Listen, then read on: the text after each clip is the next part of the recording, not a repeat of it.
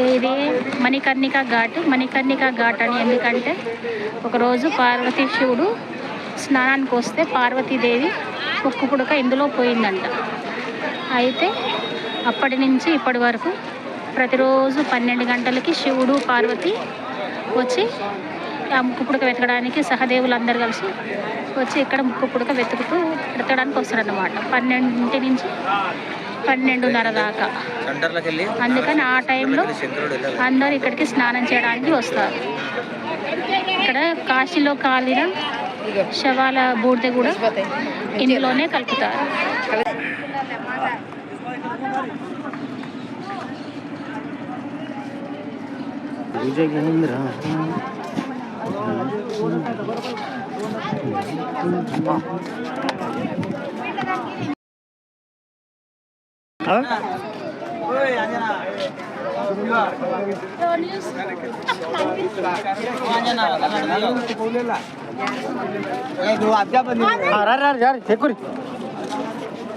మణికర్ణిక ఘాట్లో స్నానం ఆచరించి బగ్గున మండే ఎండలో భక్తులు తెలంగాణ వాసులు ఎంత కష్టంగా ఉంటుందో మణికర్ణిక ఘాట్ అంటే ఇంత. మనం త్రిపుర చక్రం బావిలో స్నానం ఆచరించడానికి వెళ్తున్నాము. చక్రం బావిలో స్నానం నీళ్లు చాలా చల్లగా ఉంటాయి. ఈ బావికి ఒక ప్రత్యేకత ఉంది. ఈ లోపల భూగర్భంలో నుంచి గంగలో నుంచి కాకుండా భూగర్భంలో నుంచి వస్తాయి. 2 3 రోజులకు ఒకసారి ఈ నీళ్ళని తీసి బయట వస్తారు. ఈ బావి చాలా ప్రత్యేకమైంది. మరి మణికర్ణిక ఘాట్లో నిత్యం శవాలు కాలుతూనే ఉంటాయి. ఇక్కడ ఈరోజు ఒక 6 శవాలు వచ్చాయి. ప్రతిరోజు ఒక్కరోజు కూడా ఖాళీగా లేకుండా శవాలు కాలుస్తూనే ఉంటారు. సీతాభస్వం తీసుకువెళ్ళి స్వామివారికి నిత్య అభిషేకం చేస్తారు.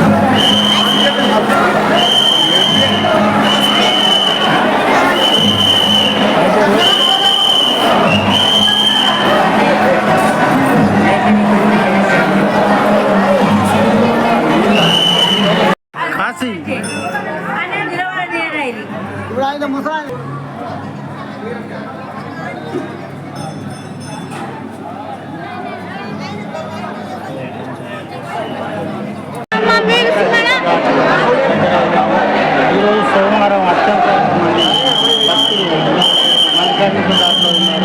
దర్శనానికి చాలామంది భక్తులు భారతీయులు. ఇందులో చాలా వరకు తెలంగాణ, ఆంధ్ర, కేరళ, తమిళనాడు వాళ్ళే ఉన్నారు. ఇక్కడ కాశీ నగరాన్ని మొత్తం భక్తులు